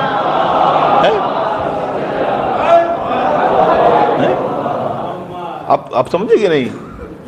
تو وہ سچا کہہ رہا ہے کہ علی کا چہرہ دیکھنا عبادت پیغمبر نے فرمایا. تو بیٹی نے کہا کہ اچھا آپ نے یہ نہیں سنا کہ ذکر علی نے بادا. اب اس پہ آپ خوش ہو جائیے چونکہ یہ موقع ہم ہی کو ملا ہے. دوسرے لوگ تو یہ سمجھ کے چھوڑ دیتے ہیں کہ بھائی وہ لوگ کرتے ہیں, بھائی ہم ہی کرتے ہیں نا. علی کا ذکر کرنا بھی عبادت ہے. اچھا, جب دونوں میں آپ بیٹی اور باپ میں بات ہو رہی تھی, نبی گونی ٹیک کے اٹھے اور کہا حب علی نے بادا, علی کی محبت بھی عبادت. اب نہیں سمجھے آپ, میں نے آیت پڑھی تھی نا, وما خلقت الجن والانس الا لیعبدون. اللہ نے جنات اور انسان کو صرف عبادت کے لیے پیدا کیا ہے, صرف عبادت کے لیے. تو نماز 17 رکعت, روزہ سال میں 1 مہینہ, حج عمر میں 1 بار. تو یہ کون سی عبادت ہے جو اٹھتے بیٹھتے چلتے پھرتے سوتے جاگتے زندگی موت ہوتی رہے؟ تو یہی عبادت ہے. حب علی نبادا, علی کی محبت ہی وہ ہے, چلتے ہوئے بھی ہو, بیٹھے ہوئے بھی ہو, زندہ رہے تو ہوتی رہے, مر جائے تو ہوتی رہے. ایک صلوات بھیجے محمد و آل محمد. حب علی نبادا. اب آپ مجھے یہ بتائیں کہ کعبے کا دیکھنا عبادت ہے کب؟ جب آپ مکے جائیے, مسجد حرام سے اندر داخل ہوئیے, انٹر ہوئیے. اب وہ بھی ایک عجب مسئلہ ہے کعبے کا. کعبے کے چاروں طرف جو بنی ہوئی مسجد ہے اس کو کہتے ہیں مسجد الحرام. محترم ہے کہ نہیں؟ مسجد الحرام ہے, بڑی محترم ہے. اندر جو صحن ہے اس کو کہتے ہیں حرم کعبہ, وہ بھی بڑا محترم ہے. مسجد الحرام بھی بہت محترم ہے اور وہ حرم بھی محترم ہے, مگر نہ مسجد کعبہ ہے اور نہ وہ صحن کعبہ ہے. کعبہ کہاں ہے؟ تو میں نے پوچھا کسی وہ لال رومال والے سے, جانتے لال رومال والے؟ تو میں نے کہا یہ کہا ہے مسجد الحرام. نو دس از ناٹ کعبہ. میں کہا یہ کعبہ نہیں ہے, یہ حرم کا, یہ بھی کعبہ نہیں. کہا پھر کعبہ کہاں ہے؟ کہ وہ سامنے جو چادر کے نیچے ہے. نہیں سمجھے؟ وہ سامنے جو چادر غلاف کے نیچے ہے وہ کعبہ ہے, اس کے چاروں طرف حرم ہے, محترم ہے, مگر کعبہ نہیں ہے. تو میں نے کہا پروردگار عالم بڑا اچھا اہتمام کیا. نبی نے اسی لیے بیت, اللہ نے اسی لیے بیت کو پہچانوانے کے لیے ایک چادر اور ایک غلاف ڈلوایا کہ جو غلاف سے باہر ہے وہ کعبہ نہیں ہے, وہ حرم ہے مگر کعبہ نہیں ہے. نہیں بدل دوں, جو غلاف سے باہر ہے وہ حرم ہے, بیت نہیں ہے. نبی بھی گھر میں آج ایک چادر اوڑھ کے بتا رہے, جو چادر سے باہر ہے وہ حرم ہے, اہل بیت نہیں ہے. صلوات بھیج دے محمد و آل محمد. گھر میں ہیں نبی, گھر میں بیٹھے ہیں, تو چادر کی ضرورت کیوں پڑی؟ اسی لیے تو پڑی کہ دنیا کبھی کسی نہ کسی کو جو ہے لا کے اس میں شامل نہ کر دے. جس طرح اور حرم ہے مگر وہ بیت نہیں ہے, اس طرح اہل بیت کا مسئلہ بھی ہے. جو چادر کے نیچے ہیں وہ اہل بیت ہے, باقی آپ وہ نبی کا حرم ہے, یہ حرم پیغمبر ہے. حرم پیغمبر میں بہت سارے لوگ رہتے ہوں گے, مگر اہل بیت میں شامل وہی ہیں جو چادر کے نیچے ہیں. جائیے وہاں بیٹھیے, سامنے کعبہ ہو اور آپ دیکھتے رہیے, عبادت ہوتی رہتی ہے, فرشتے لکھتے رہتے ہیں. لیکن آپ ہندوستان میں بیٹھے ہوئے گھر میں بیٹھے کعبہ کعبہ کعبہ کعبہ کریں گے, ہوگی عبادت؟ نہیں ہوتی نا. قرآن کھولیے, سامنے بیٹھیے, دیکھیے تو عبادت ہوگی. جاتے جاتے قرآن کہیں گے, عبادت ہوگی. عالم کو دیکھیے, عبادت ہوگی. خالی چلاتے رہے عالم عالم, عبادت ہوگی؟ نہیں ہوتی. ابا کو دیکھیے, عبادت ہوگی. ابا کرتے سے عبادت نہیں ہوتی.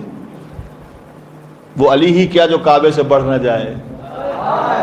کعبہ دیکھ کر عبادت ہوگی لیکن علی علی کہتے رہیے عبادت ہوگی. قرآن دیکھ کر عبادت ہوگی لیکن علی علی کہتے رہیے عبادت ہوگی. عالم کو دیکھ کے عبادت ہوگی مگر علی علی کہتے رہیے عبادت ہوگی. باپ کو دیکھ کے عبادت ہوگی مگر علی علی کہتے رہیے عبادت ہوگی. اب 4 حدیثیں بھائی. پھر پیغمبر اسلام فرماتے ہیں یا علی انت بمنزلۃ الکعبہ، اے علی تیری مثال کعبے جیسے. مجھے نہیں پتا کیوں کہا نبی نے. ہم نے تو ایک روایت میں دیکھا ہے کہ کعبے کے مقابل میں 3 کعبے بنائے گئے. علی تیری مثال کعبے جیسی ہے، جیسا کعبہ ہے ویسے ہی تو ہے. تو ہم نے جب روایت دیکھی تو پتا چلا 3 کعبے بنائے گئے. ایک بہائیوں نے عکے میں بنایا، ایک ابرہہ نے یمن میں بنایا، ایک شام والوں نے شام میں بنایا. تو 3 نقلی کعبے اصلی کعبے کے مقابل میں بنائے گئے. شاید علی کے لیے اسی لیے نبی نے کہا یا علی آپ منزل کعبہ جیسے ہیں، جس طرح وہاں 3 نقلی بنائے گئے ویسے ہی آپ کے مقابل میں بھی کبھی ایسا ہوگا. صلوات بھیج دے محمد و آل محمد. یا علی انت بمنزلۃ الکعبہ، آپ کی مثال کعبے جیسی ہے. پھر اس کے بعد فرماتے ہیں القرآن وما علی والی وما القرآن، قرآن علی کے ساتھ ہے، علی قرآن کے ساتھ ہے. اور اس کے بعد عالم کا چہرہ دیکھنا عبادت ہے. انا مدینۃ العلم والی بابھا، والد کا چہرہ دیکھنا عبادت ہے. انا والی ابا ہذہ الامہ، میں اور علی اس امت کے باپ ہیں.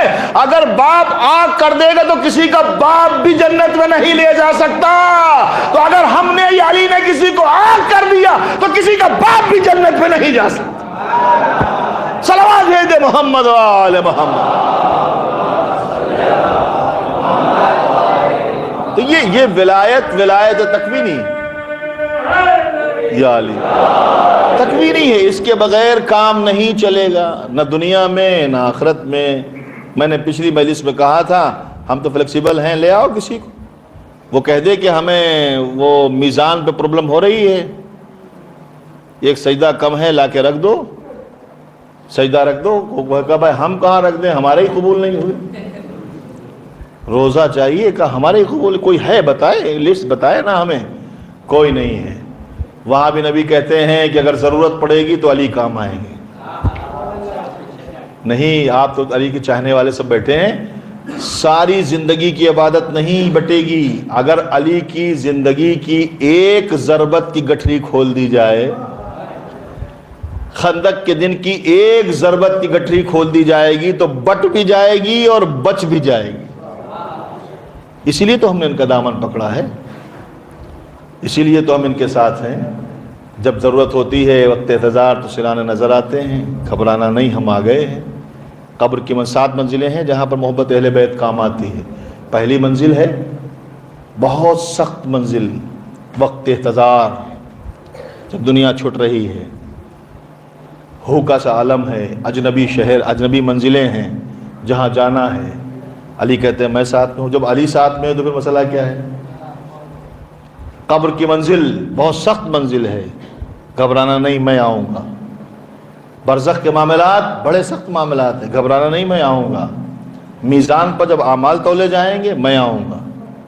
سوال و جواب ہوں گے میں آؤں گا. حساب و کتاب ہوگا میں آؤں گا. پیاس لگے گی میں پانی پلاؤں گا. سایہ چاہیے ہوگا میں دوں گا. اور سب سے بڑی بات، جب آپ کو جنت تک گزر کر پل صراط سے جانا ہوگا تو میں لے جاؤں. کیا نہیں سنا ہے کہ آپ کے ہی چاہنے والوں نے، پیروں نے لکھا ہے کہ اس وقت تک کوئی صراط پل سے نہیں گزر سکتا جب تک کہ علی کے ہاتھ کا لکھا ہوا پروانہ نہیں ہو.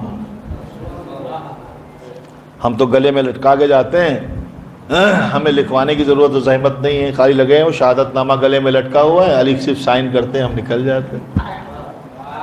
ہمیں تو صرف سائن چاہیے. خاک کربلا ہمارے ساتھ ہے. خود خاک کربلا جب ہمارے ساتھ کفن میں موجود ہے، کیا مجال ہے وہ اژدہے آ جائیں، وہ بچھو آ جائیں، وہ زمین ہمیں خراب کر دے. اچھا بتائیں، جس کربلا کی خاک ہم اتنی محبت سے لے کے جا رہے ہیں تو کیا وہ کربلا والا نہیں آئے گا ہمارے پاس؟ آتا ہے. ہم نے محبت کی ہے، کوئی بات نہیں. ایسا تو کچھ نہیں کہ ہم زندگی بھر روتے ہم رہے، ماتم ہم کرتے رہے، محبت میں گلے ہم کٹاتے رہے، مارے ہم جاتے رہے. محشر میں جنت آپ لے جائیں گے. جنہوں نے حسن کا نام لینے پہ ہمیں مارا ہے، جنہوں نے علی کا نام لینے پہ ہمیں مارا ہے، جنت وہ چلے جائیں گے. حق فاطمہ چھیننے والوں کا جو دامن پکڑے ہوئے وہ جنت میں چلے جائیں گے. آپ اب یہاں فیصلہ نہیں کرتے، وہاں کر لیجئے گا. سیدہ جو کہہ رہی ہیں کہ آپ ہمارے بیٹے کی مجلس میں روئیے، آپ کے آنسو اپنے رومال میں لے جائیں گے، اور ہر آنسو قیامت کے دن بہت قیمتی ہوگا. ایک بار ایک کتاب پڑھ رہا تھا، اس کا میں کیلکولیشن جو کیا تھا تو گنتی ختم ہو گئی، جتنا ثواب ایک مکھی کے پر کے برابر نکل جانے والے اشک کا ثواب ہے. اور یہ مذاق نہیں ہے، یہ مذاق نہیں ہے، یہ ایسے ہی نہیں ہے کہ وہ ہوا میں کوئی کہہ رہا ہے، یہ باقاعدہ جناب سید زہرا کا وعدہ ہے. اور ہر امام نے کہا ہے، کیونکہ وہ مظلوم اتنا مظلوم تھا کہ اس کو رونے نہ دیا گیا. میں نے ذکر کیا تھا نا، اس میں ایک جملہ ہے ذرات اربعین میں کہ وہ سلام ہو اس مرنے والے پہ جسے رونے کا موقع نہیں ملا. چاہتے ہیں کہ علی اصغر کا ماتم کریں مگر نہیں کر پائے، چاہتے ہیں علی اکبر کا ماتم کریں مگر نہیں کر پائے. ایک مرحوم کے سارے ثواب کیے، خدا ان کے درجات کو بلند کرے، ان کے پسماندگان کو صبر جمیل دے. دنیا کا رواج ہے کہ جاؤ پرسہ دے کے آؤ، جاؤ پرسہ دے کے آؤ. زہرا گھر میں فرش عزا بچھائے رہی، کوئی نہیں آیا. 3 بیٹیاں بڑی مظلوم ہیں، ایک نبی کی بیٹی فاطمہ بڑی مظلومہ ہے، بڑی مظلومہ ہے، مدینے میں رہتے ہوئے مظلومہ ہے. آپ کو پتہ ہے بیٹی فاطمہ جو نبی کی بیٹی تھی، اکلوتی بیٹی جس کے بغیر پیغمبر چین نہیں پاتے تھے، دروازے پہ کھڑے ہو کر کہتے تھے السلام علیکم یا اہل بیت النبوہ، اے نبوت کے اہل بیت تم پر سلام. جو آتی تھی بس میں تو نبی کھڑے ہو جاتے تھے. وہ اتنی مظلومہ ہے کہ وہ نوحہ پڑھ رہی. جب میں یہ جملہ پڑھتا ہوں تو میں خود ہی سوچتا ہوں کہ جملہ معصومہ کا ہے، خود معصومہ کی زبان سے نکلا ہے. سبت علیہ مصائب لونہا سبت علیہ میں سرن لیالیہ، ایک شعر ہے مرثیے کا جو بی بی کی زبان سے نکلا ہے.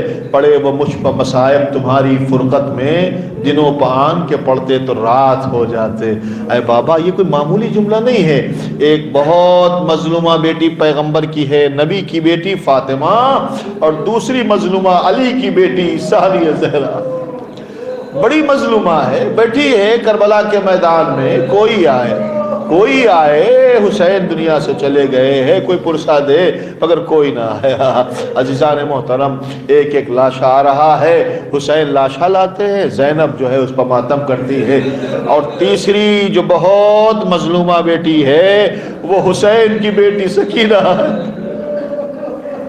یہ وہ بیٹیاں ہیں کہ جو بہت مظلومہ ہیں، جن کو ان کے والدین کا پرسہ نہ دیا گیا. ایک مرتبہ راستے میں حسین جاتے جاتے ایک مقام پر ٹھہرے ہوئے تھے، ایک خبر شہادت سنی. ایک بچی کو بلایا، اس کا نام غالباً رقیہ تھا، یہ حضرت مسلم کی بیٹی تھی. زانو پر بٹھایا، کانوں میں گوشوارے پہنائے، سر پر ہاتھ رکھ کے پیار کیا. رقیہ بڑی ذہین تھی، پوچھنے لگی آقا آپ تو ایسے پیار کر رہے جیسے میرا بابا مارا گیا ہو، جیسے میں یتیمہ ہو گئی ہوں. حسین نے کہا، پیشانی کو بوسہ دیا، اپنے سینے سے لگایا. ہاں بیٹی آج سے میں تیرا بابا ہوں. اور یہ منظر سکینہ دیکھ رہی تھی. اس کے ذہن میں تبھی سے یہ آ گیا، جب کسی کا باپ مر جاتا ہے تو گوشوارے پہنائے جاتے ہیں، جب کسی کا باپ مر جاتا ہے تو سر پر ہاتھ رکھا جاتا ہے، جب کسی کا باپ مر جاتا ہے سینے سے لگایا جاتا ہے. یہ ذہن میں تھا، شاید اسی لیے حسین جانے سے پہلے گوشوارے پہنا رہے تھے کہ سکینہ کی حسرت نہ رہ جائے، سینے سے لگا رہے تھے کہ سکینہ کی حسرت نہ رہ جائے، پیشانی کا بوسہ دے رہے تھے کہ سکینہ کی حسرت نہ رہ جائے. لیکن ہوا اس کا الٹا. سکینہ سوچ رہی تھی کہ کوئی گوشوارے پہنانے آئے گا، مگر اس ظالم کو جب مختار نے بلایا تھا، یہ بتا کہ تو نے کون سا ظلم کیا؟ کہ میں نے جو ظلم کیا سن نہ سکیں گے. کہ کیا؟ کہ ایک بچی کان میں گوشوارے پہنے ہوئے تھی، وہ ادھر ادھر دوڑ رہی تھی رات کی تاریکی میں، ادھر سے روشنی ہو رہی تھی خیموں کے جلنے کی. ایک مرتبہ میں نے دیکھا ایک بچی کے کان میں گوشوارے ہیں، مجھے جو ہے لالچ آیا، میں آگے بڑھا، میں نے کہا گوشوارے مجھے دے دے. اس بچی نے کہا بھائی میرے بابا نے پہنائے ہیں، یہ رہنے دے، یہ رہنے دے. اس نے کہا نہیں اتار. جب اس نے نہیں اتارے تو کہتا ہے میں نے اس کو تماچا مارا. جب رخسار پر تماچا لگا تو بچی ڈر گئی. 4 سال کی بچی، آپ کے سامنے اگر کوئی اس طرح کی بچی کو تماچا مارے تو کوئی بھی بگڑ جائے گا. مذہب نہیں پوچھتا ہے کوئی کہ کس مذہب کی ہے، تمہیں شرم نہیں آتی؟ چھوٹی سے بچی کو تماچا کیوں مار دیا؟ لیکن کربلا میں کوئی بچانے والا نہ تھا۔ جب رخسار پر تماچا مارا، بچی ڈر گئی، ڈرنے کے بعد اپنے ہاتھوں سے گوشوارے اتارنے لگی، مگر وہ نہ اتر سکے، ننھے ہاتھوں سے نہ اتر سکے۔ کہتا ہے ملعون جب دیر ہوئی تو میں خود آگے بڑھا، میں نے دونوں گوشواروں کو پکڑا اور اس کے بعد ایک جھٹکے کے ساتھ کھینچ لیا۔ جب جھٹکے کے ساتھ کھینچا تو اس کے کانوں کی لبیں پھٹ گئی، تڑپ کے بولی بابا آپ نے گوشوارے پہنائے تھے، اب میری سمجھ میں آیا کیوں پہنائے تھے۔ کوئی نہ تھا جو آتا آ کے پرسا دیتا۔ عزیزان محترم، روایت کہتی ہے کہ دن گزرنے کے بعد جب شام آئی ہے، بس جلدی سے میں 2 جملے اس کے بعد آپ کی زحمت تمام۔ روایت کہتی ہے کہ جب دن گزرنے کے بعد شام آئی ہے، شام کو جناب زینب اولیاء مقام بچوں کو لے کے بیٹھی ہوئی ہے، خیمے جل چکے ہیں، خاک کو بیٹھے ہوئے بچے، ایک طرف سے جب روشنی نظر آئی، کوئی بی بی قریب آئی، کہا کون ہے آپ؟ کہا حر کی زوجہ ہیں، کچھ آپ کے لیے کھانا پانی لائے ہیں۔ تشت کو رکھ دیا ایک طرف، جو لائے تھے وہ رکھ دیا، کہا اس کو ادھر رکھ دے، رکھ دیا۔ کہا بیٹھ جا بی بی بیٹھ گئی، کہا رقیہ میرے پاس آؤ، ام کلثوم میرے پاس آؤ بھابھی ام فرما میرے پاس آ جاؤ۔ ساری عورتوں کو بلایا، کہا حر کی بی بی سے اے بی بی تو بھی تو مظلومہ ہے، تیرے بھی تو بیٹے کو مار دیا گیا، تیرا بھی تو شوہر دنیا سے چلا گیا، مگر میں مظلومہ ہوں ایسی کہ مجھے کسی نے میرے بھائی کا پرسہ نہ دیا، میرے بھتیجے کا پرسہ نہ دیا، لیکن میں علی کی بیٹی ہوں، میں نہیں بھولتی۔ ارے میں تجھے پرسہ پیش کر رہی ہوں، اپنے بیٹے کا پرسہ قبول کر لے، اپنے شوہر کا پرسہ قبول کر لے۔ میں کہوں گا بی بی اگر کوئی پرسہ دینے والا نہ تھا تو یہ مجلس میں رونے والے، ارے رسمن جب پرسہ دینے آتے ہیں تو مرنے والے کے گھر والوں کے ساتھ ساتھ آپ کو بھی پرسہ دیتے ہیں۔ زینب عباس کا پرسہ قبول ہو، زینب عباس کا پرسہ قبول ہو، اکبر کا پرسہ قبول ہو۔ عزیزوں کسی نے پرسہ نہ کربلا میں دیا، شام تک گئی کسی نے پرسہ نہ دیا، لیکن جب مدینے آئی ہے تو ایک بی بی ضرور آئی ہے، اس نے آواز دی ہے، ارے کہاں ہے وہ آنے والے؟ کہا یہ آئے ہیں، یہ کون ہے؟ یہ عباس کی ماں ہے۔ یہ آگے کہتی ہے ارے میں کیا کروں، شاید میرے عباس نے بے وفائی تو نہیں کی؟ کہا نہیں، عباس پہلے مارے گئے، حسین بعد میں مارے گئے، اس کے بعد وہ سیدھی جنت البقیع گئی اور وہاں قبروں کو بنا کے کہتی ہے اے میرے لال تجھ پہ نہ روؤں گی، اے میرے لال تجھ پہ نہ روؤں گی۔ آخر میں قبر پر رک گئی، جو بنایا تھا نشان، کہا یہ میرے آقا حسین کی قبر ہے، اس پہ روؤں گی، اس لیے کہ تم پر رونے والی ماں موجود ہے، مگر اس پہ رونے والی ماں نہیں۔ سیدہ کو پرسہ دینے کے لیے ام البنین نے جب اشک برسائے، ایک کونے سے آواز آئی، ارے ام البنین، اس پہ رونے والی ماں کبھی جا کے کربلا میں روتی ہے، کبھی جا کے زندان میں روتی ہے، اور جب بھی مجلس ہوگی سیدہ اپنے بیٹے کا پرسہ لینے پہنچ جائے۔ وَسَيَعْلَمُ الَّذِينَ ظَلَمُوا أَيَّ مُنْقَلِبٍ إِنَّا لِلَّهِ وَإِنَّا علامۃ اللہ علی القوم الظالمین الہی بحق الظہر و ابیہا وبا علیہ و بنیہا۔ پروردگار چہردہ معصومین حسین زمانہ کا واسطہ ہمارے اس مختصر سزا قبول فرما، حاضر مجلس بانے مجلس تمناؤں کو پورا فرما، جو پریشان حال کی پریشانی کو دور فرما، جو مقروض ان کے قرضوں کو ادا فرما، جو بیمار انہیں شفاء کاملہ صحت عاجلہ عنایت فرما، جو مرحومین ہو چکے ہیں سب پہ اپنی رحمت نازل فرما، جس مرحوم کے سارے ثواب فرما، اس کو کلام صبر جمیل عطا فرما، اس پر جس کے گلش کا ثواب اس کو جو پروردگار کے ساتھ فرما، پروردگاروں کو روزگار میں دنوں کو گھر میں اولاد کو اولاد صالح عنایت فرما، ایمان و شفاء کاملہ صحت عاجلہ فرما، خصوصی پر ایمان اتنا سید زہرا کا واسطہ، سکینہ کا واسطہ، ہدایت کا واسطہ، اس کو شفاء کاملہ صحت عاجلہ عنایت فرما۔ پروردگار ہمارے زمانے کے امام کو ہم سے راضی فرما، زمانے نعمت ایمان میں تمام علماء اعلام اور اکرام کا سایہ ہمارے سے قائم فرما۔ پروردگار امام کی ظہور عجیب فرما، ان کے معاون و احسان میں شامل ہونے کی سعادت نصیب فرما۔ خبر بھی دائیں کہ کام نصب العلیم گزارش ہے تفسیر الحمد تین متواصل بہت اللہ کی خلاف فرما کر مرحوم کی روح کو سلسل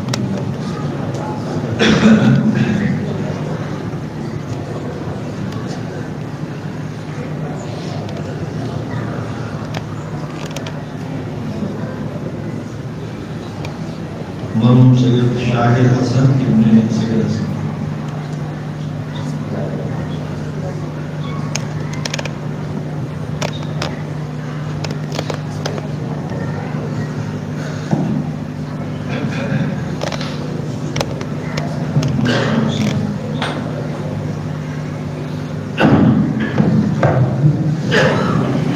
اللهم صل على محمد وآل محمد